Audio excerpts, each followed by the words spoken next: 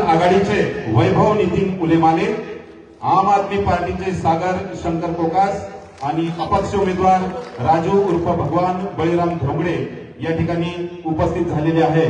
पुनश्च आपणा सर्वांचे मी जनजागरण मंच याच्या वतीने मनपूर्वक स्वागत करतो।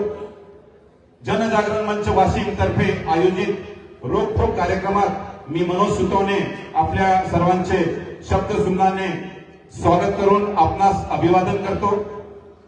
बंधूंनो, नगर परिषद निवडणुका जाहीर झाल्या। अध्यक्ष पदाचे आणि नगरसेवक पदांचे उमेदवार यांच्या उमेदवारीच्या चर्चा जोरदार सुरू होत्या, परंतु तुमच्या माझ्यासारख्या सर्वसामान्य नागरिकांच्या मनात होते की आज इतकी वर्षे झाली आपण सहन करीत असलेले त्रास, पाणी, रस्ते, स्वच्छता यासारख्या प्रचंड समस्या या सोडवणार कोण? समस्यांचे माहेरघर बनलेल्या आपल्या अद्वितीय वाशिमच्या समस्यांना वाचा फोडणार कोण? तर निर्भीडपणे समस्या मांडणारा, उमेदवारांना प्रश्न विचारून त्यांना त्यांच्या जबाबदारीची, कर्तव्याची जाणीव करून देणाऱ्या रोखोक कार्यक्रमाच्या आयोजकाकडे सर्वसामान्य लोकांची धाव सुरू झाली। गेल्या 30 वर्षापासून जिल्हा झाल्यानंतरही आम्ही मागासलेल्या जिल्ह्याचेच नागरिक आहोत याचे आपणा सर्वांना शल्य आहे। जनजागरण मंच वाशिमच्या वतीने नगर परिषद निवडणुकांच्या पार्श्वभूमीवर घेण्यात येणारा रोखोक हा मंच नागरिकांना दिलासा आहे। जे व्यक्त होऊ शकत नाही त्यांचे प्रश्न मांडले जाणारा हा मंच आहे।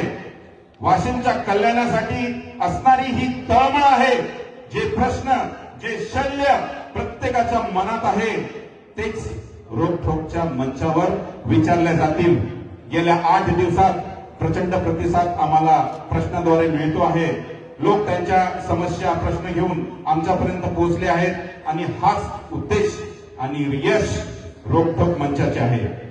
भावी नगराध्यक्ष पदाच्या सर्व सन्माननीय उमेदवारांना सुद्धा त्यांच्या मनात वाशिमविषयी असणारी तळमळ आणि वाशिमच्या विकासासाठी त्यांच्या पूजन करण्यासाठी वाशिम मधील ज्येष्ठ नागरिक, वारकरी संप्रदायाचे वारसा चालवणारे आमचे सोज्वळ व्यक्तिमत्व असे सर्वांचे परिचित आदरणीय दिनकरराव वाटाणे या ठिकाणी संविधान पूजन करीत आहेत। सर्व मंच या ठिकाणी उपस्थित आहेत। भारतरत्न वंदनीय डॉक्टर बाबासाहेब आंबेडकर यांनी देशाला दिलेली देणगी म्हणजे आपले संविधान, त्याचे पूजन या ठिकाणी होत आहे। कर्तव्य, हक्काचे भान मिळवून देते संविधान। आपल्या पवित्र संविधानाचे पूजन मान्यवरांच्या हस्ते या ठिकाणी झालेले आहे। मी आपणा सर्वांना विनंती करतो की सर्वांनी कृपया उभं राहावं। या ठिकाणी संविधानाची उद्देशिका म्हणजे प्रियम्बल वाचनासाठी मी मुख्याध्यापक श्री अतुल देशमुख यांना आमंत्रित करतो।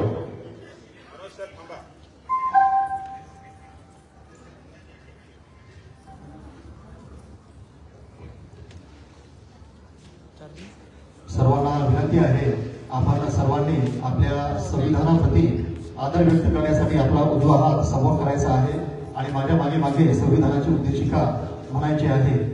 आम्ही भारताचे लोक, भारताचे एक सार्वभौम, समाजवादी, धर्मनिरपेक्ष, लोकशाही गणराज्य घडविण्याचा व त्याच्या सर्व नागरिकांस सामाजिक, आर्थिक व राजनैतिक न्याय, विचार, अभिव्यक्ती, विश्वास, श्रद्धा व उपासना यांचे स्वातंत्र्य, दर्जाची व संधीची समानता निश्चितपणे प्राप्त करून देण्याचा आणि त्या सर्वांमध्ये व्यक्तीची प्रतिष्ठा व राष्ट्राची एकता आणि एकात्मता यांचे आश्वासन देणारी बंधुता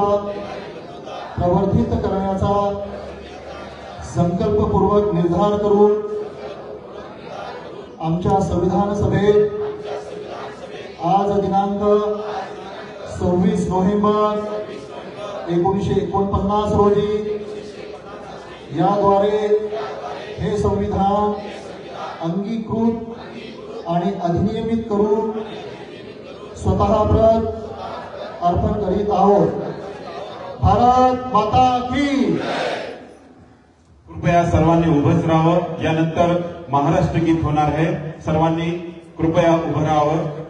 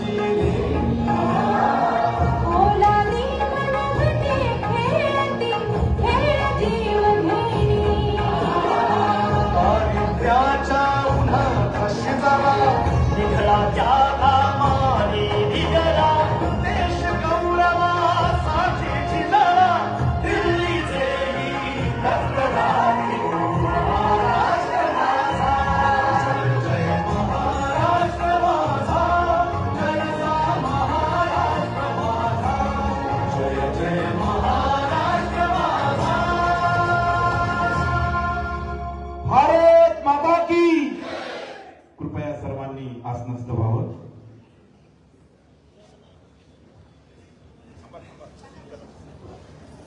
या ठिकाणी ज्येष्ठ नागरिक माननीय दिनकररावजी वाटाणे उपस्थित आहेत. पुनश्च मी सर्वांना विनंती करतो की त्यांनी दिनकरराव वाटाणे यांचं स्वागत करावं.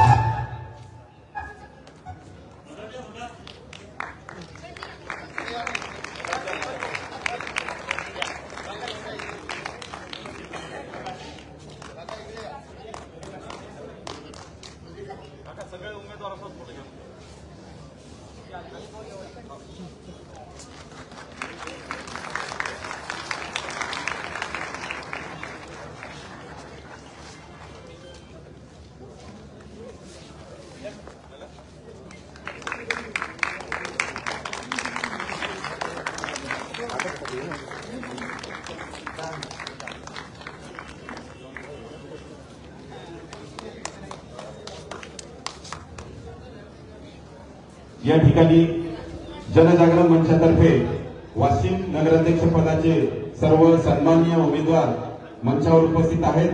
मी सर्वप्रथम श्री रामभाऊ फळे यांना आमंत्रित करतो की त्यांनी मंचावर उपस्थित अपक्ष उमेदवार स्वप्नील आत्माराम चौधरी यांचं स्वागत करावं.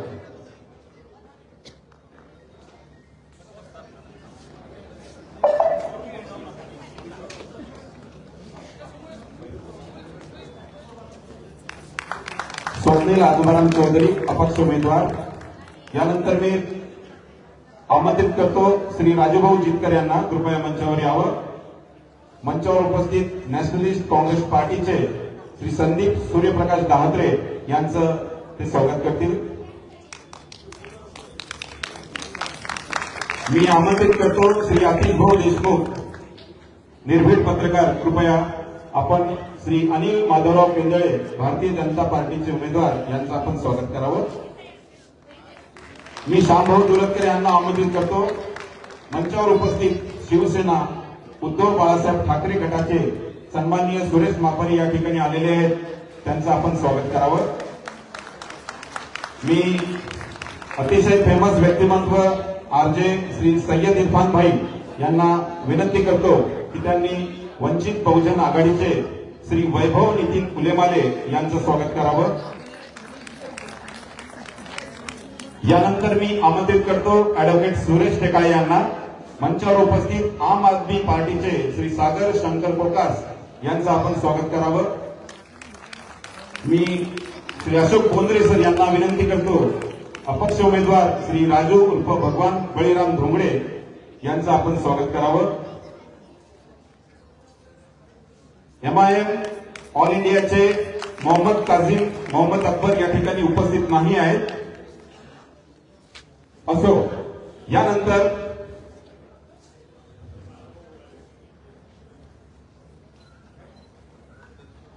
आपण अगदी 2 मिनिटांमध्ये हा कार्यक्रम सुरुवात करतो आहे।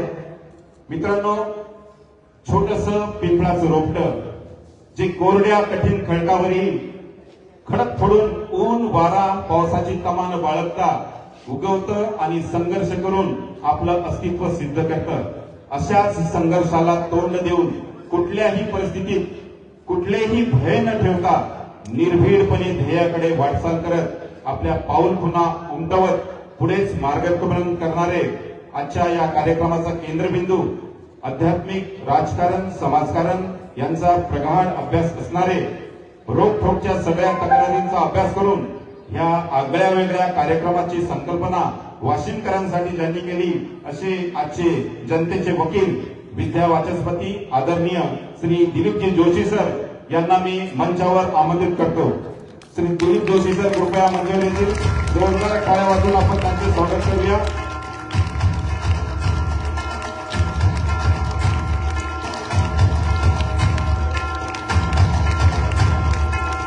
एक प्रामाणिक विद्वान आणि उत्तम वक्तृत्व कौशल्याने सर्वांना भुरळ घालणारे व्यक्तिमत्व सरांबद्दल मी जाता जाता 2 लाईन सांगतो की सूरज हूं जिंदगी की शपथ छोड़ जाऊंगा, मैं डूब भी गया तो शपथ छोड़ जाऊंगा। मित्रांनो, सगळ्यांची आतुरता शिगेला पोहोचलेली आहे। रोखोकची ही पुढील सूत्रे मी आदरणीय दिलीप जोशी सर यांना सुपूर्द करतो। पुनश्च मंचावर उपस्थित सर्व उमेदवारांसाठी आपण जोरदार टाळ्या वाजवूया। येणाऱ्या काळामध्ये वाशिमचं भविष्य या सर्व उमेदवारांच्या हातामध्ये आहे। आपला वाशिमचा विकास यांच्या हातामध्ये आहे। आणि एक शेवटी पुन्हा सर्वांना विनंती आहे की 2 तारखेला आपल्याला मतदान करायचे आहे। मतदान 100% करायचे आहे। मी पुढील सूत्र आदरणीय जोशी सर यांना देतो। मला वाटते मी जोशी सरांची आणि सर्वांची एकदा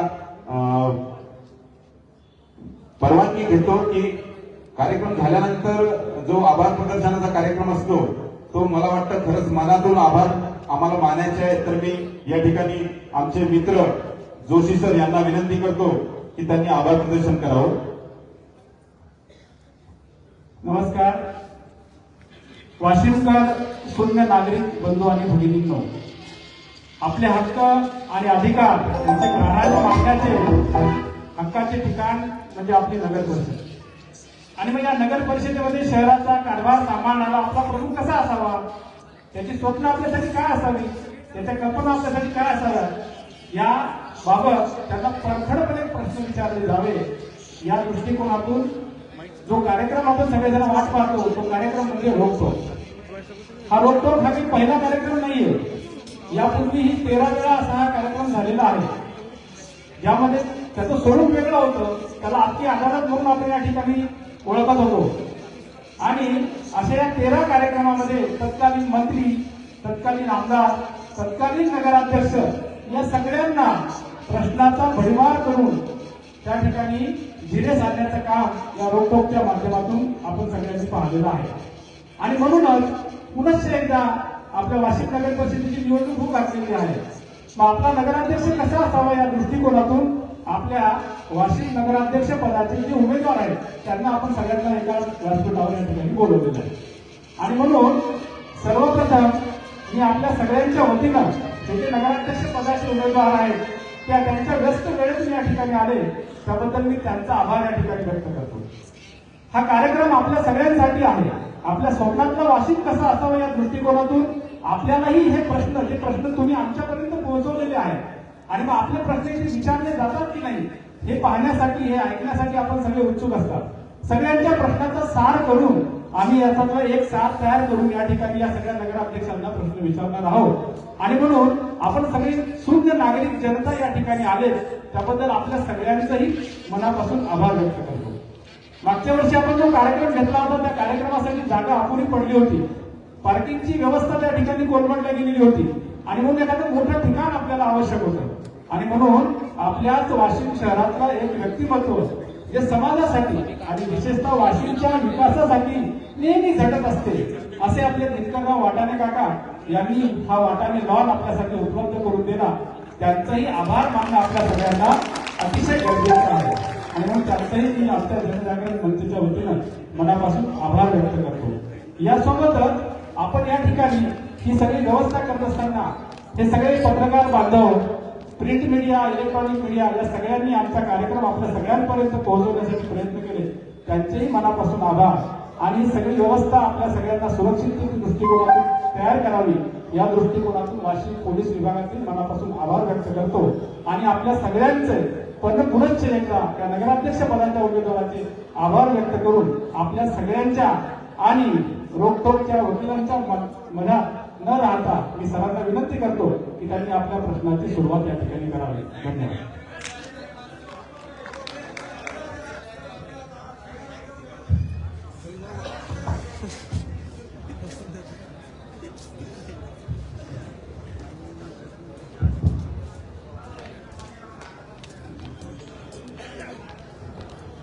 मंचावरील सर्व महानुभाव,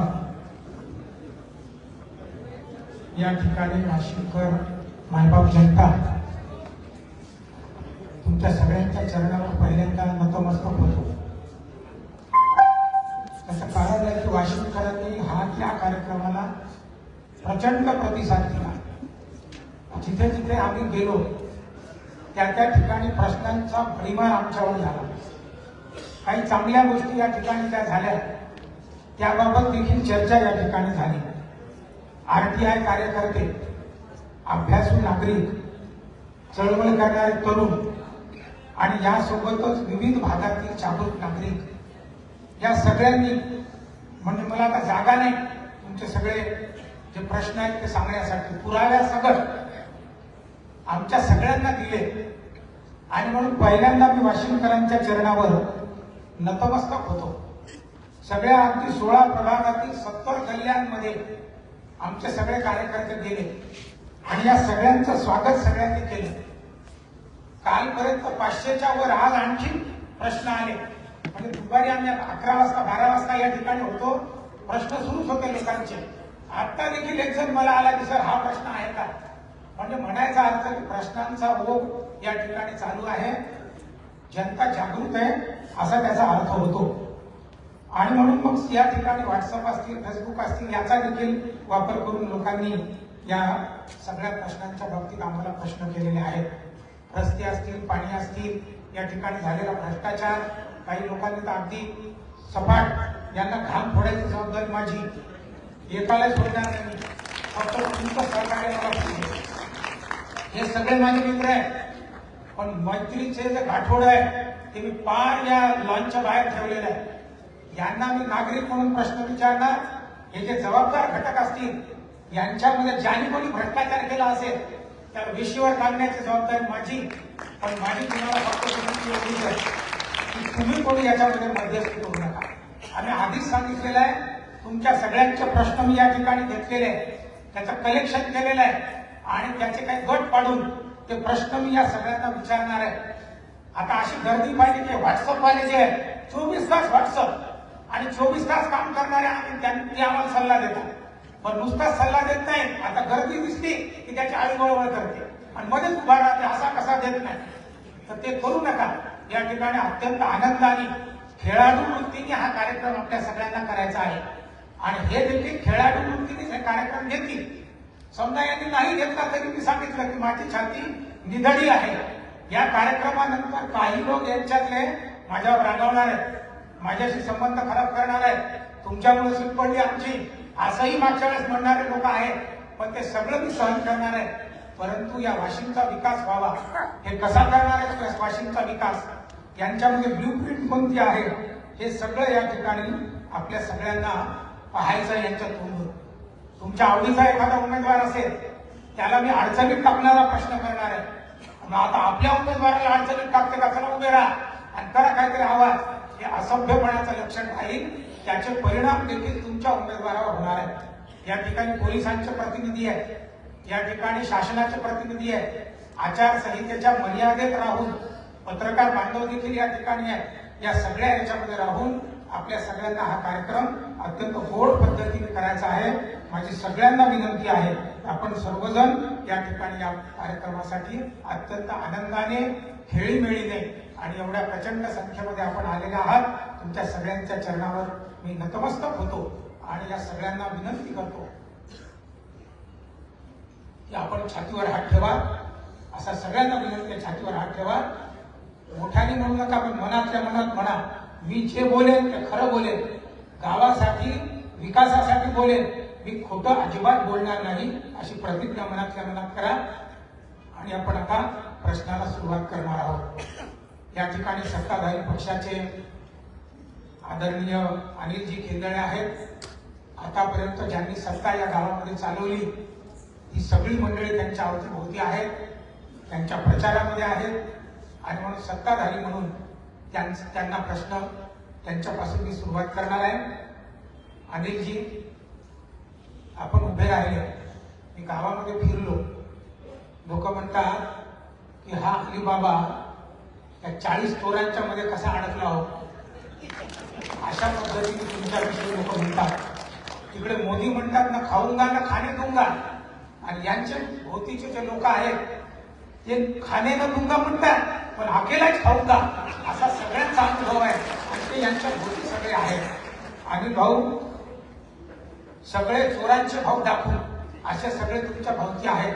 आणि हा अलीबाबा त्याच्यामध्ये अडकलेला बिचारा अशा पद्धतीचा. साहेब, त्यांनी टेम्पल गार्डन गिळलं, त्यांनी तारांगण जाळलं, त्यांनी नाट्यगृह फस्त केलं. इतकंच काय, ओला सुखा कचरा हे एकत्रित न करता तसाच कालवतात आणि तसाच त्यांनी खाऊन टाकला. साहेब, स्वर्गरथ, अंत्यसंस्कारासाठी लागणारा स्वर्गरथ, त्याच्यात त्यांनी पैसे खाल्ले. जनता त्रस्त आहे, नुसती त्रस्त नाही, आम्ही फिरलो, संतप्त आहे, चिडलेली आहे, पेटून उठलेली आहे. आणि अशा स्थितीमध्ये या जनता जनार्दनाला वाटते की या चोरांच्या संमेलनात हा माणूस अडकलेला आहे, तुम्हाला मत कसं काय द्यावं या ठिकाणी. माझा प्रश्न तो माहिती आहे.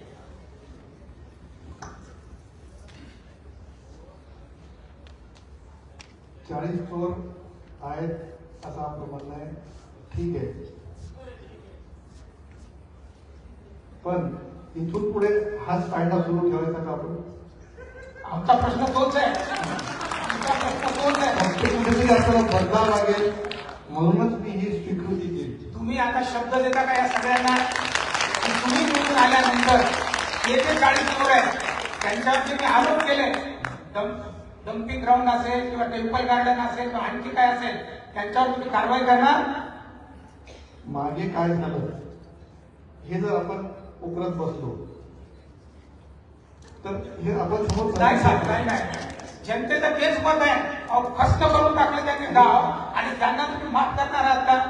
कर्मचारी आणि न्यायालय जो निर्णय देईल ते आम्हाला समोर कॅरी करावं लागेल. न्यायालयाचा तिथे प्रश्न उरलेला नाहीये, त्यांनी खाऊन टाकलेला आहे, सिद्ध झालेला आहे. जनता सगळी त्रस्त आहे, तुम्ही त्यांच्यावर कारवाई करणार का? कारवाई करणं माझं काम नाही, न्यायालयाचं काम आहे. हे धनाध्यक्ष आहे, त्यांना त्याच्यामध्ये पुढाकार घ्यावा लागेल. किंवा याच्यानंतर त्यांनी जर म्हटलं की खाऊ द्या, तर तुम्ही त्यांना खाऊ देणार? याच्यानंतर खाऊ देणार. तुमच्याकडे येणार आहे आता, तुम्ही प्रमुख विरोधी पक्ष नेते आहात. पहिला तो माझा प्रश्न तुम्हाला आहे, जो कॅन्डिडेट उभा आहे तो या ठिकाणी प्रश्नाचे उत्तर द्यायला आला नाही, तुम्ही प्रतिनिधी म्हणून आला. तो कॅन्डिडेट जर आताच घरी आहे तर तुम्हाला निवडून कसं काय द्यायचा? त्याची तब्येत बरोबर नसल्यामुळे तुम्ही या सुचवलेली प्रतिनिधी येऊ शकते, त्यामुळे मी प्रतिनिधी म्हणून आलो. आम्ही मान्य केलं होतं प्रतिनिधीचं हे नक्की आहे, परंतु जर उमेदवार त्या ठिकाणी प्रश्नाची उत्तर देत नसेल तर ती विचारणीय गोष्ट आहे, पण मला आणखी पुढे तुम्हाला जायचं आहे. तुमची तर गोष्ट अशी झाली की तुम्ही चोराचे भाव दाखवा. म्हणजे 3 वर्ष झाले तुमचा खासदार या ठिकाणी आहे. वाशिमकरांनी त्याला इतक्या प्रचंड बहुमताने निवडून दिलं. तुम्ही बालेकिल्ला उद्ध्वस्त केला भाजपाचा आणि त्याच्यानंतर आता सगळेजण तुम्ही गप्प आहात. आपल्या हाताची घडी तोंडाला कुलूप. तुम्ही सगळे म्हणजे हे आणि तुम्ही आधीचे जे सगळे होते लागली चोराचे भाऊ दाखवू ज्याला म्हणतात, तुम्ही आम्ही खेळी मेळी आणि गदारोळी आनंदे अशा पद्धतीने त्या ठिकाणी तुम्ही भोजन भाऊ एकाच पंक्तीमध्ये बसता आणि इथं एकमेकाच्या विरोधात उभे आहात. तुम्ही मला सांगा तुम्ही त्यांच्यावर कारवाई करणार आहात का? हे सांगून राहिले. 100% कारवाई करणार आम्ही. आणि काय अभ्यास आहे तुमचा मला सांगा. तुम्ही म्हणता आता या ठिकाणी मी तुम्हाला आणखी एक भ्रष्टाचार सांगतो आणि काही प्रश्न तुम्हाला या ठिकाणी मुद्दाम विचारणार आहे. वाशिम मध्ये खरं किती आहे तुम्हाला सांगा. वाशिम मध्ये खरं किती आहे? एकूण घराची संख्या. केंद्रे साहेब तुम्ही सांगा वाशिम मध्ये घरं किती आहे? तुम्ही सांगा. राष्ट्रवादीचे एक्झॅक्ट नाही सांगू शकत. घरं कोणाला माहिती? याच्यापैकी हात वर करा. घरं कोणती आहेत, किती आहेत ते? जर आपल्या वाशिम मध्ये किती घरं आहेत हे जर माझ्या नगर परिषदेच्या उमेदवारांना माहित नसेल तर तो काय काळजी करणार आहे मला सांगा. वाशिम मध्ये 17,940 घरं आहेत. आता मी तुम्हाला सुरेशराव विचारणार आहे, घंटा गाडीच्या संदर्भात काय नॉलेज आहे तुमचं मला सांगा. नाही तर मी तर सांगणारच. घंटा गाडीच्या संदर्भात मला सर्व नॉलेज आहे सर. ज्यावेळेस मागच्या वेळेस 27 लाख रुपये एका महिन्याचा खर्च होता आणि एका काळात ते म्हणजे 3 महिन्याच्या अगोदर 57 लाख कसा काय झाला? वंचित तुम्ही सर्वात तरुण आहात. उचलूनखलपणे उत्तर नाही द्यायचे. मला सांगा हे घंटा गाडीचं यांनी जे सांगितलेलं आहे तुमचा काय अभ्यास आहे त्याच्या संदर्भात? जनतेला कळू द्या किती लोक खाऊन राहिले. नक्कीच सर, तुम्ही असा प्रश्न केला की पहिली गोष्ट तर जे घंटागाडीचा विषय आहे, घंटागाडी एक्झॅक्टली तुम्हाला सांगू शकत नाही की आकडा किती येते. जसं तुम्ही कोण सांगितलं एवढा येते एवढा येते. तर मी एवढं सांगतो की घंटागाडी फक्त गेले 15 दिवसापासून आम्हाला दिसून राहिली. घंटागाडी जी मी अवस्था पाहिली नगर परिषदला, ती फक्त घंटागाडी नगर परिषदला उभी असते. नगर परिषद एकच सांगते की गाडी ही खराब आहे, ही खराब आहे, ही खराब आहे. तर विचारला आपण आज की आमच्या गल्लीतली गाडी आली काऊन नाही. प्रशासनाला नगर परिषदेच्या नंतर आज नाही उद्यापासूनही तुमची गाडी खराब आहे, तुमच्या एरियावरची गाडी खराब आहे.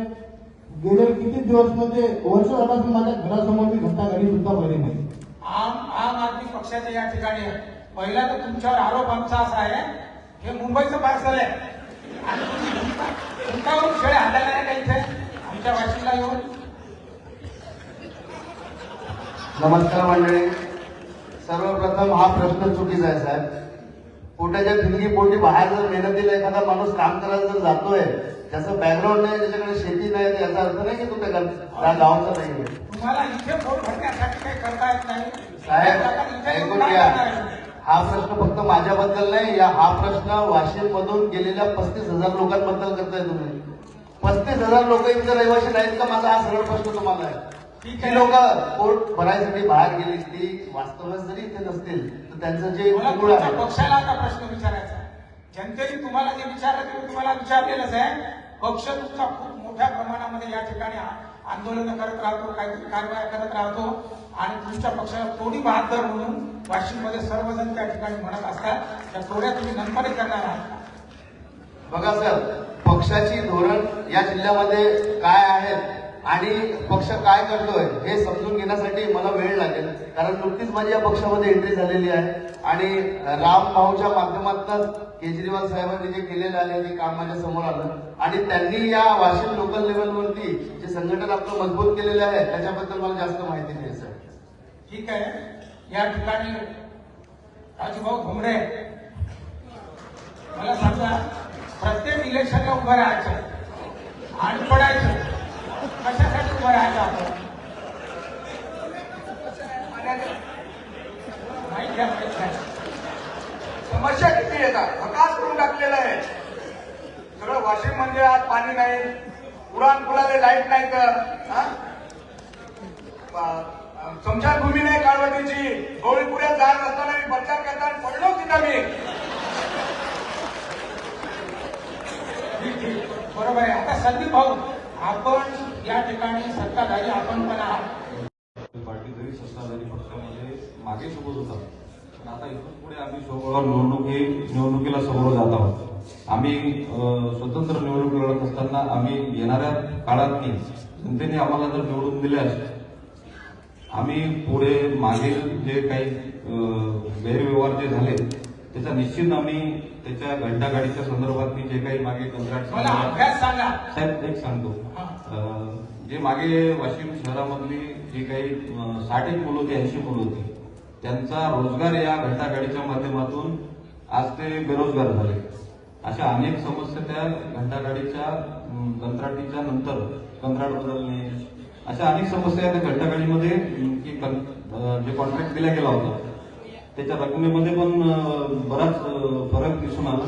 मला त्याच्या आकड्या संदर्भात काही जास्त डिटेल माहित नाही. मी नवीन असल्यामुळं मी नगरपालिकेच्या निवडणुकीला प्रथमच समोर जात आहे आणि त्यामुळे मी पुढे याच्यावर निश्चित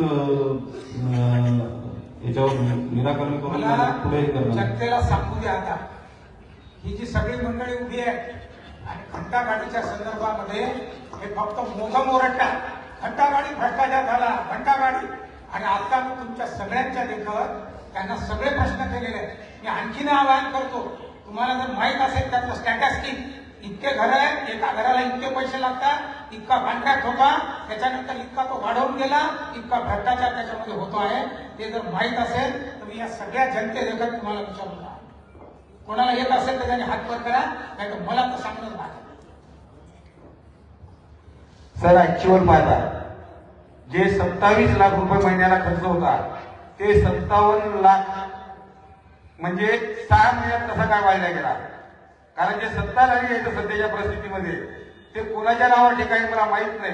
कारण त्याच्यामुळे मी तिथं आंदोलनही केलं, सगळ्या गोष्टी केल्या. नंतर मला एखाद्याला फोन आला की बाबा तू हस्तक्षेप करू नको. मी म्हटलं त्यांना, जोपर्यंत ज्या लोकांना न्याय मिळत नाही आणि पगार वाढत नाही तोपर्यंत मी सतत भांडत राहील. तोपर्यंत मी त्यांना भांडलं, त्याच्या 50% कर्मचाऱ्यांवर रिपीट घेतलं आणि ते आता तरी मी आज सकाळी प्रचारानिमित्त भारतीय गल्लीमध्ये गेलो होतो. एकही दिवस आज त्या निवडणुकीला 20 वर्ष झाले. आता समजा गाड्या वाढवल्या, एवढं अमाऊंट वाढवलं महिन्याला, तरी आतापर्यंत त्या बहिणीच्या घरी गाडी का जात नाही. माझा हा प्रश्न सत्ताधाऱ्यांना नाही. केंद्रे साहेब, थोडंसं याच्यावर उत्तर देता येईल तर द्या. हा अत्यंत जिव्हाळ्याचा प्रश्न आहे, लोक चिडू नये. सत्तेत अजून आलो नाही. सत्तेत आल्यानंतर या प्रत्येक गोष्टीची दखल नक्कीच घेणार, एवढं नक्की सांगू. साहेबांनी दखल घेतो म्हटलं, त्यांनी देखील सांगितलं की आम्ही हे करतो.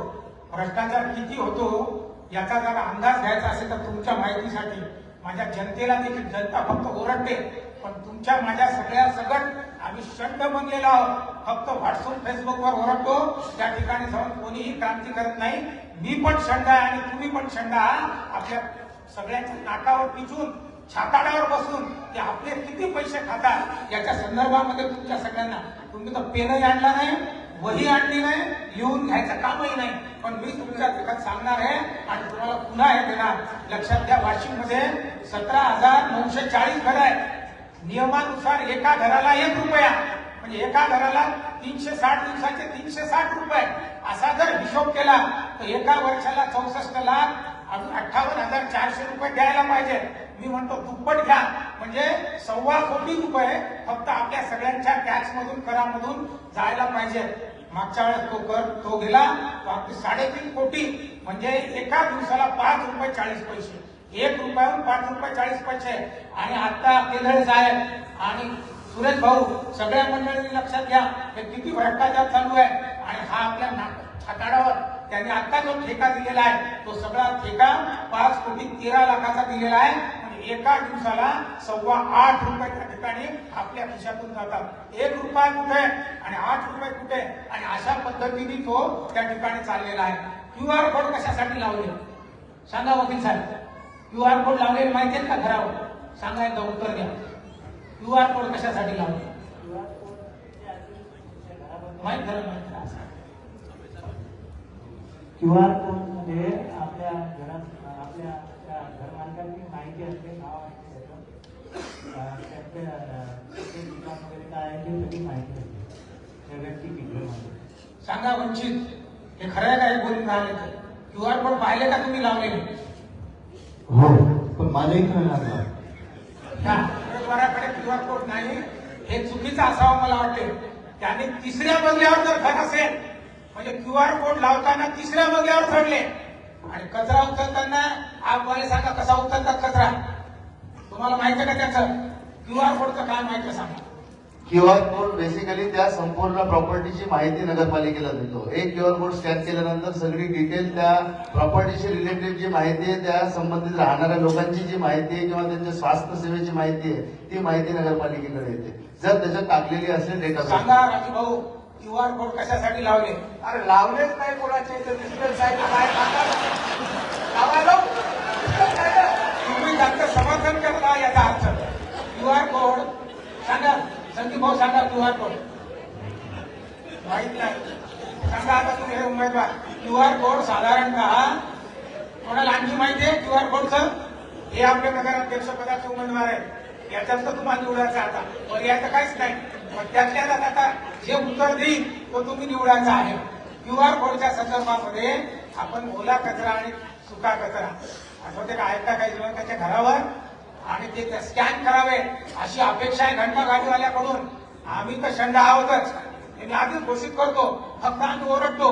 परंतु QR कोड माझ्या घरावरचे संपले नष्ट झाले तरी कोणी कंप्लेंट करत नाही, केली तर त्यांची कोणी दखल घेत नाही.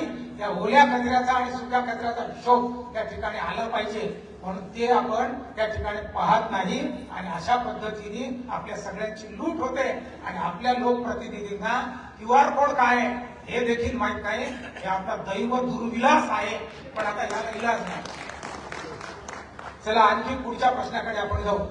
केंद्रे साहेब, आपल्या सगळ्यांना टेम्पल गार्डन माहिती आहे आणि या टेम्पल गार्डनच्या संदर्भामध्ये पावसाळ्यात एखादी वस्तू जळते, वरतून धोधो पाऊस चालू आहे आणि बर्निंग वस्तू पावसात जळणारी तिथे सुंदर ठिकाणे आपलं वाशिम, याच्या संदर्भात काय माहिती सांगतो टेम्पल गार्डनचा? पाणी, रस्ते हे सगळे प्रश्न जनरल आहे. तुमचे जाहीरनामे देखील वाचले आणि ते वाचल्यानंतर लक्षात आलं बापरे वाशिमचं शांघाय करणार आहेत का काय? शांघाय कशाचं करतात? नुसते पाण्याचा आणि याचा त्याचा सांगतात. जे मूळ प्रश्न आहेत या ठिकाणी भ्रष्टाचार, त्याच्यावर आपल्याला खाला मुद्दाम घालणार. टेम्पल गार्डनच्या संदर्भात आपल्याला काय माहिती का? माहिती आहे माहिती. टेम्पल गार्डनच्या संदर्भात जास्त डिटेल माहिती नाहीये. जेवढी माहिती ती आपल्याला पर्यंत पोहोचवतो. तिथे ट्रेन, लहान मुलांसाठी ट्रेन, खेळणे इत्यादी वस्तू लावलेल्या आणि ते अजून सुरू केलेलं नाही. तोच तो प्रश्न आहे आमचा. सुरेशराव, तुम्ही विरोधी पक्षाचे आहात, काय सांगाल याच्या संदर्भात? जाण्याचं कारण सर त्याच्यात एक आहे, कारण त्यात भ्रष्टाचार खूप झालेला आहे. कारण फक्त जर बरसाती जर ते जायला जाते याचं कारण तुम्ही बी सांगू शकता, मी बी सांगू शकतो. आणि भ्रष्टाचार एवढा झालेला आहे त्याच्यात, कारण की आज तुम्ही पाहता माझ्या माहितीनुसार तिथं आतापर्यंत 16 ते 17 कोटी रुपये खर्च दाखवलेला आहे नगरपालिकेनं. आणि आतापर्यंत एकही विद्यार्थी त्या कारण मीच तिथे देतो.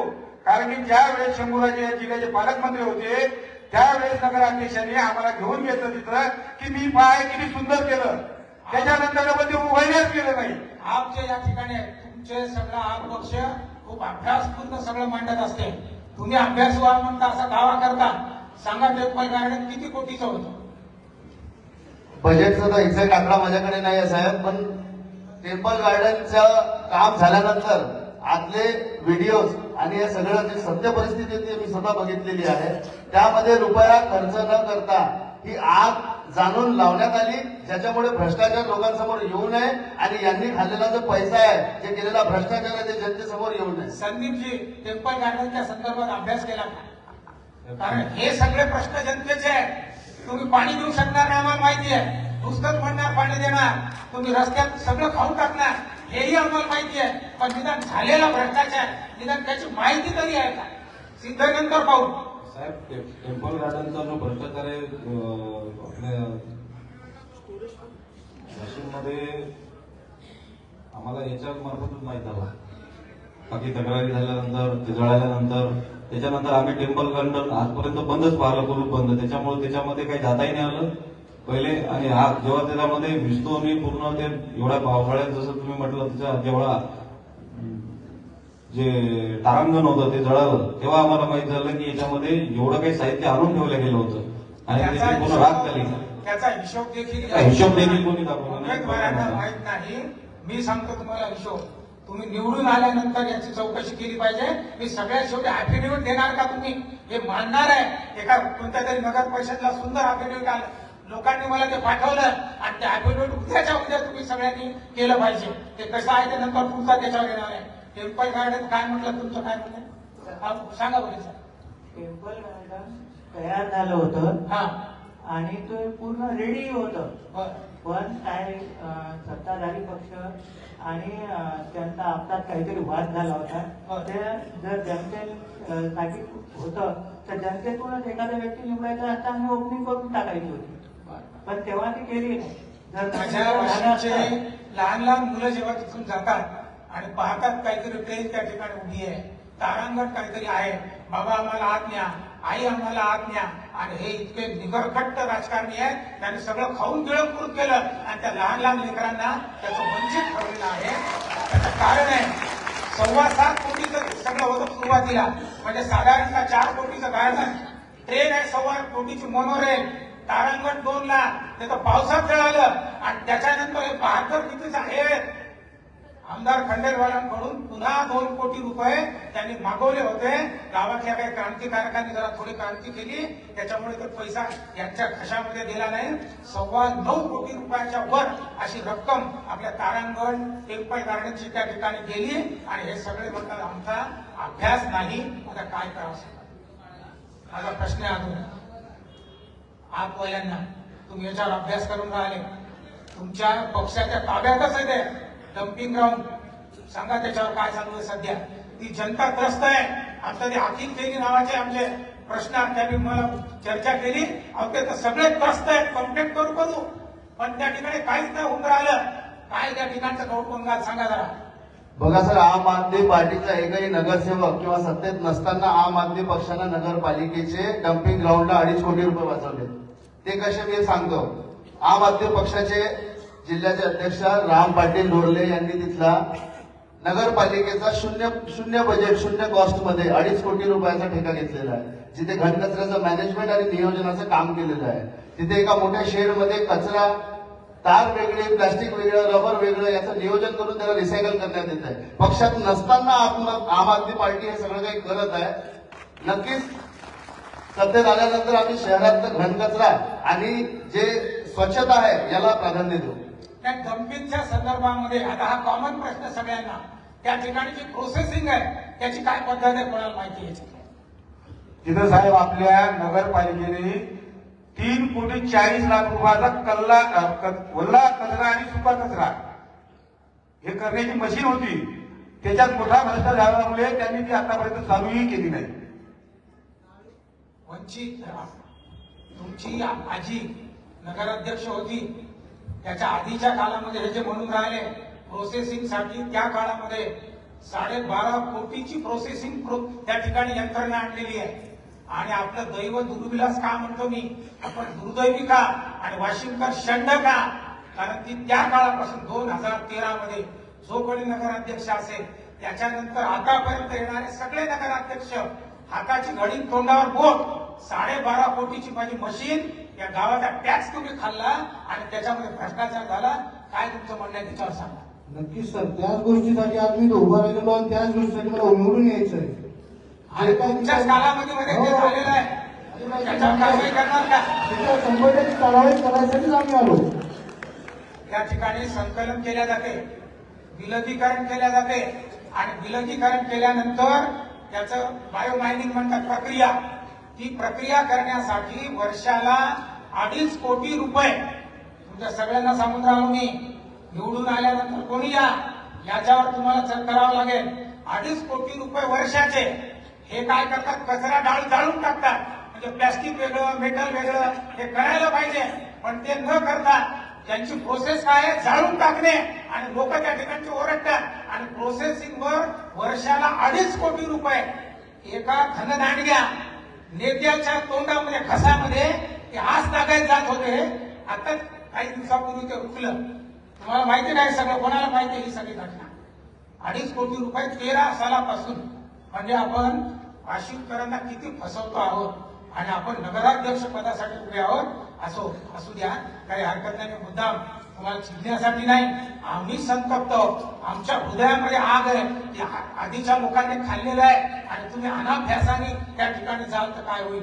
विशुद्ध पाण्याच्या संदर्भामध्ये मला माहिती आहे तुमचे तेच गुळगुळीत उत्तर आहे, पण तरी देखील केंद्रे साहेब, या गावाला शुद्ध पाणी मिळावं आणि चांगलं पाणी मिळावं, भरपूर पाणी मिळावं, त्याच्यासाठी तुमची काय योजना?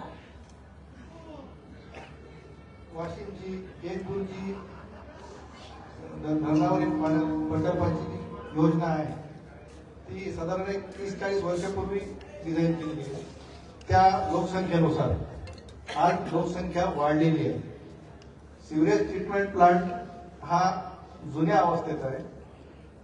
तसेच कॅपॅसिटी वाढवण्याच्या दृष्टिकोनातून सोनर प्रकल्प किंवा इतर दुसरा प्रकल्प यातून अतिरिक्त पाणी पुरवठा करण्याचं मानस आमच्या सरकारचा आहे. आणि ते मी कदाचित या निवडून आपण दिल्यास तो पूर्ण असतील. तुम्ही स्वतः झाल्या, तुमच्या डोक्यात काय प्लॅन आहे? वाशिमला पाणी पुरवठा मिळाला पाहिजे. तर निश्चित 24 तास पाणी पुरवठा असणे फार गंभीर प्रश्न आहे. तो त्याचं निराकरण करण्यासाठी एकबुर्जीची जी उंची आहे टेक्निकली ती वाढवण्यासाठी आता लोकसंख्या वाढल्यामुळं बऱ्याच अडचणी पण निर्माण झालेल्या आहेत. पाईपलाईन वगैरे सगळ्या ज्या गोष्टी येतात त्या पण फार जुन्या झालेल्या आहेत. याच्या आधीच्या जुन्या वस्तीमध्ये जर तुम्ही गेले तर अजूनही त्या एकबुर्जीचं पाणी उंची न वाढवल्यामुळे आपल्याला कमी पडते.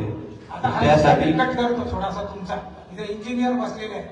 साहेब मला सांगा, उंची वाढवता येते का? नाही वाढवता येत. उंची वाढवता येत नाही. अतिरिक्त पाणी पुरवठा हाच एक पर्याय आहे. अतिरिक्त पाणी पुरवठा कदाचित सुमखेराच्या धरणातून किंवा सोनार प्रकल्प दुसऱ्या प्रकल्पातूनच केला जाऊ शकतो. आणि एक नवीन ट्रीटमेंट प्लांट जर केला तरच तो शक्य आहे. महाराष्ट्रातल्या एका फार मोठ्या एक्झिक्युटिव्ह इंजिनियरला मी आणि आतिश भाऊ बसलेले आमच्या सगळेजण म्हणत होते उंची वाढवा, उंची वाढवा, पण टेक्निकल पॉईंट इंजिनियरही सांगत नव्हते. आम्ही दोघांनी फोन केला, एक्झिक्युटिव्ह इंजिनियर नवखरे नावाचे आणखी कार्यरत आहे. त्यांना म्हणलं साहेब उंची वाढवायची, तर ते म्हणे तुम्हाला कोणी इंजिनियर केलं? उंची वाढत असते का? उंची वाढत नाही. त्याच्यावर खोलीकरण केलं तरी चालते. पण आणखी एक उपाय सुरेश भाऊ या ठिकाणी केला होता कोकणगाववरून. त्याच्या संदर्भात काय माहिती तुम्हाला सांगा, आणि तुम्हाला नसेल तर मग मी आपला विचार. साहेब, केंद्रे साहेबांनी सांगितलं की सुमखेल्याच्या धरणावर आपण पाणी आणू शकतो. अहो, आम्हाला शेतीने द्यायला पाणी पुरत नाही, वाशिममध्ये पाणी पुरवून आणू शकतात ते झालं धरणाची. कारण ज्या वेळेस उद्धव साहेब मुख्यमंत्री होते त्यावेळेस अशीच मला काही लोकांची समस्या आली होती की बा आपण काहीतरी, तुम्ही आता सत्तेत आहात, पालकमंत्री तुमचा आहात, तुम्ही यासाठी काहीतरी करा. मी तिथे पूर्ण हे प्रस्ताव घेऊन गेलो साहेब. त्यावेळेस साहेब मी इंजिनियरला बोललो होतो, कारण मी काही ठेकेदारी असल्यामुळे थोडं काहीतरी माहिती आहे. आपल्याला त्या धरणाची उंची वाढवता येत नाही. उंची जर वाढवली या 3 गावामध्ये मागं पाणी घुसते. त्याची करण्याकडे आपल्याला खोलीकरण जेवढं करता येईल तेवढं खोलीकरण, ते बी 600 मीटरची धरणाची भिंत सोडून मागच्या साईडला आपल्याला खोलीकरण करावं लागते. यासाठी पर्याय योजना म्हणून एखादं जे साहेबांनी सांगितलं सोलर प्रकल्प, तिथेही पाण्याची तेवढी पूर्तता नाही. त्यामुळे एखादं स्पेशलिस्ट जसं मुंबई सारख्या ठिकाणी धरणाची उपलब्धता केली. कारण वाशिम जिल्ह्यामध्ये सध्याच्या परिस्थितीमध्ये आम्ही धरणाच्या मागे होतो ग्रामीण भागासाठी. वाशिम जिल्ह्यात तेवढी पाण्याची उपलब्धता कोणत्याच जागेवर सध्याच्या परिस्थितीमध्ये नाही. कोकणगाववरून एक प्रयत्न झाला होता. तुमच्यापैकी कोणाला माहिती कोकणगावच्या संदर्भातला? सांगा. कोकणगाव कडून पाणी घ्यायची जी जबाबदारी आहे ती आपल्याला 4 महिन्यातच लागते, जी समरमध्ये, उन्हाळ्यामध्ये. कारण बाकीच्या 8 महिने पाणी भरपूर असतो एकबुर्जी धरणाला. या 4 महिन्याची जी परिस्थिती, ती परिस्थिती लक्षात घेता दररोज पाणी आता माझे मित्र संदीप भाऊ बोलले की 24 तास पाणी. संदीप भाऊ 24 तास पाणी नाही, एका दिवसात अर्धा तास जरी पाणी आलं तर वाशिमची जनता जी आहे ती धन्य होईल. 24 तास पाणी देणं वाशिम मध्ये कोणासाठी शक्य नाहीये, जी परिस्थिती आज आहे त्याच्या हिशोबाने. कोकण गावावरून पाईपलाईन टाकल्या गेली. कोकण गावल्यांना आंदोलन करायला लावलं या राजकारण्यांनी, बिलकुल पाणी जाऊ द्यायचं नाही. आणि वाशिमकरांना आंदोलन करायला लावलं, पाणी कसं असं कसं देत नाही. दोघांची किळवण लावली, पैसे यांनी खाल्ले आणि पाईपलाईन आतापर्यंत जोडल्या गेली नाही. हे सगळं त्या ठिकाणी पडलेलं आहे आणि आपण सगळेजण थंड डोक्याने पाहतो. फक्त नाव ठेवतो आमच्यासारख्याला मॅनेज कार्यक्रम आहे, असं तसं आहे, ते तसं आहे. अरे तुम्हाला लुटून खाल्लं, लंगोट सोडून गेली तुमची आणि तुम्ही म्हणा काय झालं काय झालं. अशा पद्धतीचं वातावरण. साहेब, वाशिमच्या संदर्भामध्ये अजून विचारतो, कनेक्शनची फी किती आहे? एखाद्याला जर कनेक्शन घ्यायचं असेल, वकील साहेब सांगा तुम्ही, नळाचं कनेक्शन घ्यायचं आहे, फी किती घेतली पाहिजे आणि हे किती घेतात?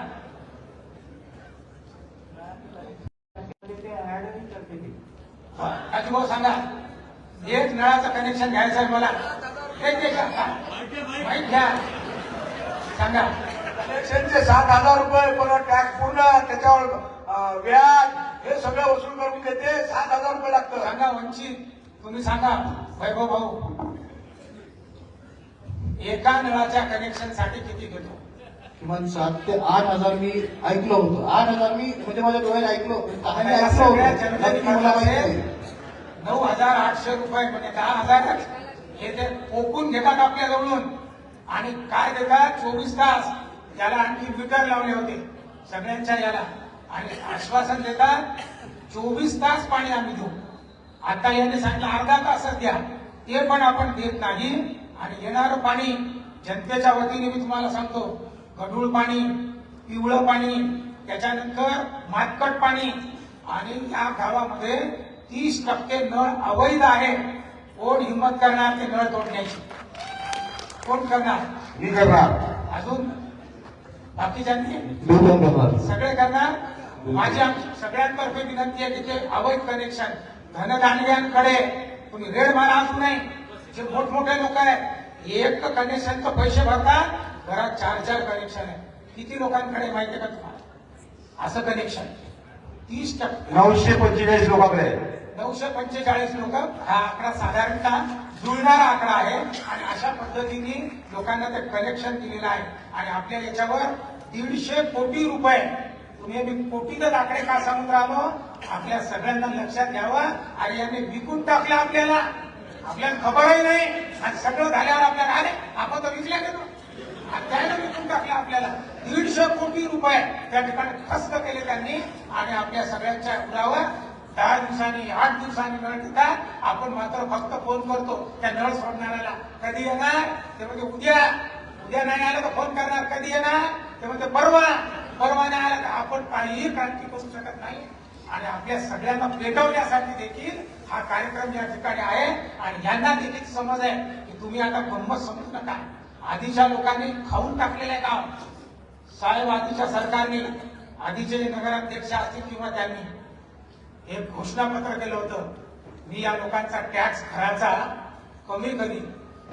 काय परिस्थिती आहे मला सांगा वकील साहेब टॅक्सच्या संदर्भात? घराचा टॅक्स कमी नाही झाला, उलटा वाढलेला आहे. उलटा वाढलेला आहे. किती वाढला माहितीये का? व्याजावर व्याज आहे. कोण या ठिकाणी बसलेला, व्याज लागते. या ठिकाणी बसलेला कोणता नगराध्यक्ष आहे? 2% व्याज आहे त्याच्यावर. सांगा. आणि लोक दिलेलं आहे की पहिल्या 700 स्क्वेअर फीट पर्यंत सगळ्यांना टॅक्स रिबेट देण्यात येईल. आणि एखाद्याचं घर 1500 असेल ना, 1500 बदले 700 मायनस होतील सर. 700 मायनस होती. ही एक यांची योजना आहे. आणखी कोणाचं काय टॅक्स माफ करणार का साहेब तुम्ही? हे घ्या. माफ नाही करणार, जो योग्य आहे त्यापेक्षा नक्कीच कमी करण्याचा प्रयत्न करेल. सुरेशराव सांगा टॅक्सच्या संदर्भात काय आहे तुमचं?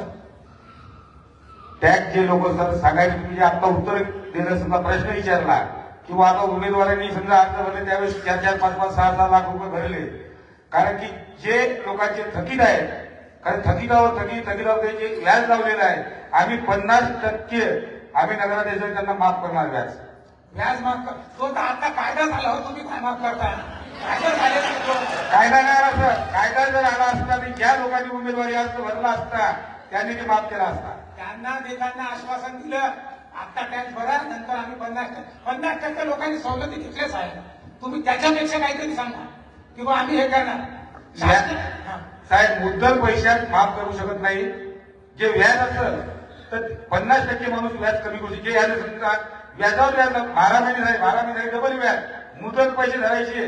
त्याच्यानंतर आमचं म्हणणं तेच आहे, शासनाने GR काढला, त्याच्यावर आंदोलन झाली इथं, आम्ही पण त्याच्यात होतो आणि शेवटी एक GR आला, त्याच्यामध्ये त्यांनी शब्द चुकीचे वापरले होते.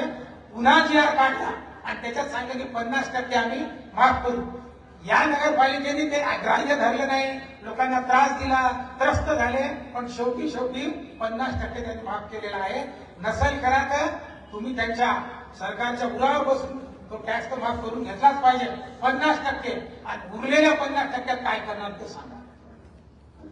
त्यांच्या आम्ही 3 हप्ते भरू. म्हणजे माफ करायचं नाही, फक्त हप्ते पाडणार. नाही, एखाद्या कोणत्याही यावायचं सर, जे गोरगरीब असतात तरी ते एखाद्याचे लोक पैसे भरू शकत नाही. आम्ही ज्या 3 किस्ता भरू किंवा 12 महिन्याच्या तुम्ही 3% त्यांचं एक नील करून घेऊ. संदीप, तुम्ही निवडून आले तर टॅक्सच्या संदर्भात काय निर्णय घेणार? तुम्ही आत्ताही जाहीरनामे काढा यांचे. आणि इथं बोलताना जाहीरनाम्याच्या अगदी विपरीत सगळे बोलून राहिलेले, एकाची हिंमत नाही. रस्त्याच्या संदर्भात मी यांना आता प्रश्न करणार आहे. एकच एक म्हणजे एक रस्ता. बोला मला. माझ्या जाहीरनाम्यात जे आहे मी ते सगळं करणार. टॅक्सच्या संदर्भात काय आहे सांगा. टॅक्सच्या संदर्भात टॅक्स जो आहे, तुम्हाला जर ती सेवा भेटत असेल तरच टॅक्स द्यायचा. जर तुमच्या घरी 8-10 दिवस पाणी येत नाही तर ते नळाचा जो टॅक्स आहे तो तुम्हाला द्यायची गरज नाही. कसं त्याचं गणित कसं करायचं ते सांगा. जो कोण त्याला जबाबदार राहणार आहे? हो ना, जो बाकीचा टॅक्स घेणार आहे आपण, तो जो आहे त्याच राहणार. ते तो आताच बोलली सर, 360 दिवसाचा 365 दिवसाचा नळाचा टॅक्स घेतात. 10-10 दिवस नळ येत नाही, म्हणजे त्याचा जर हिशोब काढला मी तर त्या नळाच्या संदर्भामध्ये अगदी आता इथं मी काढला, नळाचा वार्षिक टॅक्स आहे 200 रुपये, 2000 रुपये आणि 9800 रुपये कनेक्शनचे ते घेतात. म्हणजे 2000 रुपयांनी आपण जर विचार केला तर एकदा नळाचे 5.5 रुपये पडतात आपल्याला एका दिवसाचे. तो जर 2000चा हिशोब केला तर हे देतात आपल्याला 10 दिवसांनी, आपण म्हणून 5 दिवसांनी नळ देतात. म्हणजे एका दिवसाचे 30 रुपये फक्त. आणि हे 30 रुपये तुम्ही लुटता आमच्याजवळून. 5.5 रुपये घ्यायला पाहिजे, 30 रुपये आपण घेतो. जनता त्रस्त राहते, फक्त ओरडते आणि शांत बसते. तुम्ही मात्र त्याच्याकडे लक्ष देत नाही. वकील साहेबांनी जो मुद्दा मांडला, वकील केंद्रे साहेब, तुम्ही जर निवडून आले तर जितके दिवस नळ येतील तेवढा टॅक्स घेणार का? सगळं पूर्ण 2000 रुपये. तशी कोणती कायद्यात तरतूद नाही. कायद्यात जर तरतूद झाली तर नक्की तसं करू. मग कायद्यात ही पण तरतूद नाही. नगर परिषद ही ग्राहकाच्या सेवेच्या याच्यात येते आजकाल. आणि तुम्ही पाणी दिलं पाहिजे आणि आमच्याकडून पैसा घेतला पाहिजे. हॉटेल चहा घ्यायला गेलो, त्यानं जर चहा दिला तरच तुम्ही पैसे देता. तुम्ही जर जेवढं पाणी द्याल, मीटर कशासाठी लावलं? फक्त घरात पैसे देण्यासाठी. मीटर तिथे लागलेलं असेल तर मीटर नक्कीच चार्ज होईल. रोटेट होईल तर चार्ज होईल. मीटर मधून हवाच येते आणि हवेनं मीटर जोरात पळते आणि फाट आहे. सांगा वैभव भाऊ, नळाच्या संदर्भात त्यांचं म्हणणं आहे, हा मुद्दा पटला मला. जितके दिवस नळ येतील तितके दिवस पैसे घ्या, नाही तर मग पूर्ण दिवस नळ घ्या, पैसे किती घ्या तेवढे आहेत तेवढे. सरांनी जे मुद्दा मांडला त्याला मी पण सहमत आहोत. जेवढे दिवस नळ येतील, मीटर आहे, पण ते मीटर कधी उलट फिरते कधी सरळ फिरते. हा, हे नक्कीच आहे. मी स्वतः माझ्या इथं पाहिलं ते मीटर कधी उलट फिरते कधी सरळ फिरते. मीटरवर जर आपण बसलो तर जे आपल्याला टॅक्स 2000 आहे ते 2010 कधी 2च दिवसात होईल काही सांगता येत नाही. नक्कीच त्याच्यावर काहीतरी तरतूद काढून बसून सगळं नियोजन करून मग त्याच्यावर काही होऊ शकते. तुमच्याकडे येतो, तुमच्याकडून माफक अपेक्षा. समजा तुम्ही निवडून आले तर त्या ठिकाणी तुम्ही नळाची वेळ निश्चित करणार का, वायर निश्चित करणार का, आणि त्याच्यानंतर हे जे 24 तासाचं आश्वासन आहे 24 तासाची तुम्हाला सवलत देतो. या 2च गोष्टी, वायर निश्चित करणार का आणि नळाची वेळ निश्चित करणार का? करणार. आणि हे शक्य आहे का? शक्य काहून नाही, शक्य करावं लागेल त्याला. कसं करतात सांगा ना. ठराव पण करावं लागेल. उचलली चिमटी लावली टाळ्या जमणार नाही. तर उत्तर लागेल आम्हाला. काय करायचं? काय करायचं तेच आपण विचारायचं. कसं काय वेळ ठरवणार का? आपला प्रश्न काय ते सांगा मला. वेळ ठरवणार का? आणि वेळेवर पाणी देणार का? समजा 7 वाजता तर 7 वाजता. हे कसं नियोजन करणार? अहो, अजून दिलं नाही त्याने वेळेवर पाणी. 2-4 दिवस येत नाही पाणी. आता होत नाही. अहो, आल्यावर आम्ही ती सुविधा करू ना. मी तुम्हाला म्हणून आलो, तुम्ही नगर अध्यक्ष झाले पण तेव्हा ओरडणार का? अरे अजून पाणी नाही, अजून पाणी नाही. तेव्हा तर तुम्हाला करावं लागणार आहे कसं? हो ना? तर मग आम्ही ते नियोजन करून करू ना व्यवस्थित. ठीक आहे, ठीक आहे. आता आपण सगळ्यात महत्वाचा जो पाण्याच्या प्रश्नाच्या संदर्भात आपण यांची चर्चा केली. फलित काही फार प्राप्त झालं नाही. यांनी हवेत गोळीबार केले. मी असं करीन तसं करीन, त्याचं उत्तर यांना ठोसपणे करावं लागेल. आता अभ्यास नसेल तर नंतर पुन्हा अभ्यास करावा लागेल. गावाच्या रस्त्यामध्ये प्रचंड भ्रष्टाचार झालेला आहे आणि या लोकांनी सगळ्यांनी ते पाहिलेलं आहे. ते लोक सांगतात देखील. माझ्याजवळ तर पाड बिस्तर आहे त्या सगळ्या याचं. म्हणजे संतप्त होते लोक. एक एक रस्ता 5-5 वेळा झालेला आहे. हे माहिती आहे का तुम्हाला सुरेश भाऊ? या गावामध्ये एक एक रस्ता 5-5 वेळा झालेला आहे. असा एखादा रस्ता माहिती आहे? बर बर हा असे बरेच काही झालेले आहेत सर. एकच नाही, बरेच काही झालेले आहे. त्याला टाईम पिरियड असते. कमीत कमी कॉन्क्रीट रस्ता असला तर 10 वर्षाच्या नंतर त्याच्यावर टाका लागते. डांबर रोड असला तर 6 वर्षाच्या नंतर त्याच्यावर टाका लागते. पण काही लोकांनी मध्यस्थी करून समजा हे करून ते पैसे टाकलेले आहेत. केंद्रे साहेब तसं नाही. वाशिमचे पहिले रस्ते होतात, त्याच्यानंतर नाल्या होतात. पुन्हा भरल्या जातात. रस्ता पूर्ण टाकतात. बरोबर आहे, बरोबर आहे. ते परत तो रस्ता नंतर आहे. या ठिकाणी कम्याचे विकार झालेले लोक आहेत. अपघात झालेले म्हणजे मागच्या वेळेस तर 164 होते. आज मी आमची सगळी टीम फिरली. साधारणतः 212 लोक सापडले जे या रस्त्याच्या खड्ड्यात पडले. आणि अत्यंत वेदनेने मी तुम्हाला सांगतो, 2 माता भगिनी अशा आहेत त्यांचा गर्भपात या रस्त्यामुळे झालेला आहे. जनता त्रस्त आहे आणि तुम्ही फक्त रस्ते खाऊन टाकता. आणि तुम्हाला सांगतो टायटल चेंज करतात फक्त. मन्ना सिंग चौक ते पुसद नाका रस्ता झाला की लागली त्याच रस्त्याला नाथ मंगल कार्यालय ते तुर्पे कॉम्प्लेक्स तोच रस्ता ती लागली बदलतात. स्वागत लागते हे म्हणजे फक्त टायटल चेंज करायचं आणि पैसे रस्ते खाऊन टाकायचे. 800 कोटी रुपये खर्च झाले साहेब. याची चौकशी करणार आहे का तुम्ही? नाही सर, तुझी जर ही माहिती जी सांगायची तुम्हाला चुकीची आहे. सांगा मग तुम्ही. मी सांगतो ना, कामात कमी जास्त होईल पण हे रस्ता नंतर त्याने ते नाव असा कोणताही कर्मचारी करू शकत नाही. तुम्ही ठेकेदार आहे म्हणून तुम्हाला माहिती वाटली. माहिती आहे म्हणून मी सांगणार आहे तुम्हाला. आता निवडून जर आले तुम्ही ठेकेदारी बंद करणार का वाशिमची? मी ठेकेदारच नाही. त्या नगरपालिकेमध्ये टेंडर घ्यायची आवश्यकता नाही. या सगळ्यांना माहिती आहे तुम्ही कोण आहात ते. पण ठीक आहे तरी देखील केंद्रे साहेब लोक त्रस्त आहेत. ते ऍफिडेव्हिटचे त्याच्यात आहे मी ठेकेदारी करणार नाही. तुमच्यावर केसही झाली त्याचा काय निकाल लागला सगळ्यांनी पाहिलेला आहे. तुम्ही निवडून आल्यानंतर स्वतः ठेकेदारी बंद करणार आहे. माहिती घ्या, माहिती घ्या. सद्यस्थितीत किंवा मागील 3 ते 4 वर्षापासून माझी ठेकेदारी पूर्णतः बंद. ठीक आहे. गावामध्ये साहेब सिग्नल लागले म्हणजे सगळं लज्जास्पद आहे. प्रश्न विचारणं देखील असं वाटतं की काय आहे. आणि हे म्हणतील आम्ही तर आता आलो. अहो यांच्या भोवती सगळे राजकारणीच आहेत. आणि निवडून आल्यानंतर कोणी असो याला तेच चालवणार आहे. वाशिमचा अनुभव आहे. आणि म्हणून यांना सगळ्यांनी सांगितलं पाहिजे की बाबा तुझ्या भोवती जर ते चोर दिसले तर अलिबागला आपण पकडणार आहोत. बाबा हे करू आणि सगळेजण उठाव करू त्या पद्धतीने. आता सिग्नलच्या संदर्भामध्ये किती लज्जास्पद आहे सांगा सागर भाऊ. लोकांनाही कळू द्या. लोकांना माहिती आहे पण काय काय झालं हे आतलं कोणालाच माहित नाही. लोक फक्त वर सिग्नल पडले सिग्नलचा काही उपयोग नाही. आणि किती भ्रष्टाचार झाला सांगा. सर, सिग्नल फक्त शहराचं शहरीकरण व्हावं या उद्देशानं आणण्यात आले आणि त्याच्यात भरघोस भ्रष्टाचार झाला. ती पूर्ववत अवस्थेत कधीच लावण्यात आली नाही. आणि त्याचं नियोजनबद्ध कधी कामही करण्यात आलं नाही. या सिग्नलला सुरुवात होईल असा आजपर्यंत वाशिमकरांना योग काही लाभलेला नाही आज रोजीपर्यंत तरी. परंतु आम आदमी पार्टी जर सत्तेमध्ये येत आहे तर नक्कीच आम्ही शहरातल्या वाहतुकीचं नियोजनबद्ध काम करू आणि हे सिग्नल चालू. वैभव भाऊ, तुम्ही तरुण आहात, तुम्हाला सिग्नलच्या संदर्भात काही ना काहीतरी अभ्यास असायलाच पाहिजे.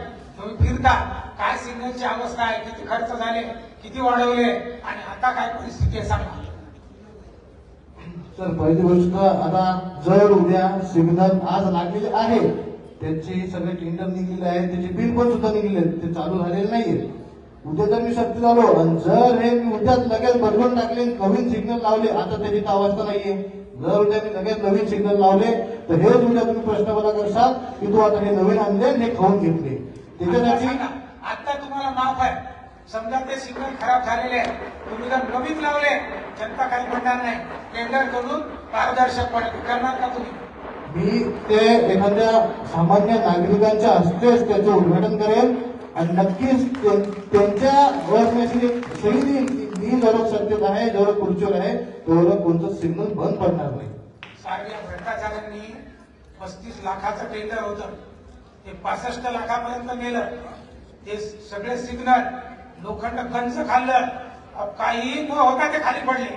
ऊन नाही, वारा नाही, पाऊस नाही, तरी देखील खाली पडले. 65 लाख आपल्या खिशातून गेले आणि सिग्नल देखील चालू नाही. अशा स्थितीमध्ये या सगळ्यांना माझी विनंती आहे की तुम्ही निवडून जर कोणी आले तर त्या ठिकाणी नक्की हे करा.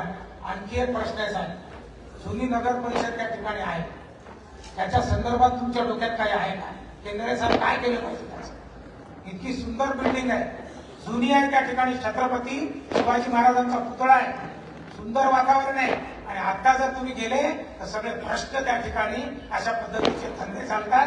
एखाद्या मुलीवर बलात्कार जर एखाद्या दिवशी झाला तर त्याचे जबाबदार देखील हे सगळे नगर परिषदचे लोक राहणार. काय आपल्या डोक्यात योजना?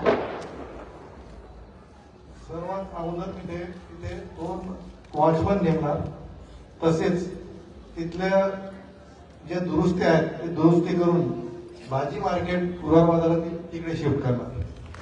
लोकांना जाण्यासाठी त्रास होत असेल तर ते तिकडे शिफ्ट करणार. सुंदर कल्पना. तुमच्या काय डोक्यात आहे साहेब? साहेब, तिथे शहरातील मध्य ठिकाणी असलेलं आपलं रिक्रिएशन हॉल ज्याला म्हणायचो आपलं जुनी नगरपालिका, त्या ठिकाणी एक आपल्या इथं वाशिम नगर परिषद मध्ये माता भगिनी आणि आपल्या वैद्यकीय क्षेत्रामध्ये इथे काही एक छोटंसं हॉस्पिटल वगैरे तिथे करता आलं, ज्यांना कोण वैद्यकीय सेवा मिळेल असं काही तिथे करता आलं तर ते निश्चित खूप सुंदर क्रिएटिव्हिटी दोघांनी सांगितलेली आहे. सुरेशराव, तुमच्या डोक्यात काय आहे? तिथे काय करता येईल? माझ्या डोक्यात एकच आहे सर, वाशिमचं ते मध्य सेंटर आहे, तिथे जर आपण अभ्यासिका केली, कारण जे शहरात येणारे लोक आहेत, विद्यार्थी सगळं असतील, तिथे चांगल्या प्रकारे एक जबरदस्त हात बांधून मोठा जिथे 200-300 लोकांना अभ्यास करता येईल, सगळ्या तिथं वायफाय सुविधा देता येईल, अशा प्रकारची मी सुविधा 100% तिथे करेन. वाशिम मध्ये काही आपल्या अस्मिता आहे, टेकडीवरची शाळा आहे, तिथे मुली शिकायच्या. आज जगामध्ये तिथल्या मुली गेलेल्या आहेत. 1835 मध्ये 1885 मध्ये सुरू झाली ती शाळा. काहीतरी गेल्या असतील बिचाऱ्या, पण ज्या सध्या अस्तित्वात आहेत त्या शाळेतून शिकलेल्या फार मोठमोठ्या पदावर आहेत आणि ती एक स्मारक आहे. त्याच्या संदर्भात तुमच्या डोक्यात काही आहे का? केंद्र साहेब, काय करू शकतो आपण? आता मी तुम्हाला भ्रष्टाचाराचा आरोप करणार नाही, सकारात्मक जे आहे ते याच्यामध्ये सांगा. मी हे करू शकतो त्या ठिकाणी. शाळेच्या संदर्भात तिथे काय करता येईल? तिथे सुद्धा दुरुस्तीची आवश्यकता आहे आणि पटसंख्या वाढवण्याची आवश्यकता आहे. आणि पटसंख्या जेव्हा स्वच्छ निर्मळ शाळा होते, त्याला सुरक्षा राहते, तेव्हाच त्याची पटसंख्या वाढते. त्याचं जिवंत उदाहरण आहे नगर परिषद शिवाजी शाळा. पटसंख्या सर चौपट झाली तिथे. मागील 3 वर्षापूर्वी फक्त 12 ते 13 प्रत्येक वर्गात लोकसंख्या होती. आज तिथे विद्यार्थ्यांना बसण्यासाठी जागा नाहीये, ती जागा त्यांना उपलब्ध करून देणार. एकदम बरोबर. सुंदर स्पॉट आहे हा मुलींच्या शाळेचा, म्हणजे टेकडीवर आहे. त्या ठिकाणी स्मृती आहेत लोकांच्या. आपल्याला काय करता येईल त्याच्यामध्ये? सुरेशराव, तर तुम्ही सांगा, एक टेकडीवरची शाळा आहे, अत्यंत सुंदर आहे, पण गलित गात्र झालेली आहे. तिथे ट्रक उभे राहतात, भिंती पाडून टाकलेल्या आहेत आणि अतिशय स्मारक बनावं म्हणजे शाळा तर व्हावीच, पण तिथे आणखीन काही म्युझियम किंवा आणखी काय करता येईल का, अशी एक आपल्या धारणा तुम्ही मनामध्ये ठेवावी. आता मी त्याच्यावर वेळ गमावत नाही, परंतु आपण सगळ्यांनी त्याच्याकडे देखील लक्ष दिलं पाहिजे. सुंदर. आता आपल्या सगळ्यांना पुन्हा मी पहिले पाडे 55 नाट्यगृह आपल्या सगळ्यांना माहिती आहे. या नाट्यगृहाच्या संदर्भामध्ये प्रचंड भ्रष्टाचार आहे. आता काही लोक त्याच्या क्लिप फिरवून राहिलेले आहेत. मला देखील टाकल्या क्लिप आणि दाखवून राहिले किती सुंदर आहे, काय घटनाक्रम आहे. आज तुम्ही त्याच्यामध्ये लक्ष घालता, काय घटनाक्रम आहे सांगा नाट्यगृहाचा, माहिती आहे का? नाट्यगृहामध्ये पण भ्रष्टाचारच झालेला आहे, म्हणून त्याचे दरवाजे बंद आहेत. प्रत्येक कलाकारासाठी, वाशिमच्या छोट्या छोट्या सामान्य कलाकारांसाठी आहेत. आजपर्यंत त्याच्या स्टेजवरती आपल्या वाशिमचा एकही लोकल कलाकार गेलेला नाही. हे राजकारणी लोकांचं काय आहे, बिना जाळीचा भोगा फिरवतात. म्हणजे इथं जे आहे तिथंच काहीतरी उत्तर द्यायचं, अभ्यास अजिबातच करायचा नाही. सांगा ती तुम्ही काय ते भाऊ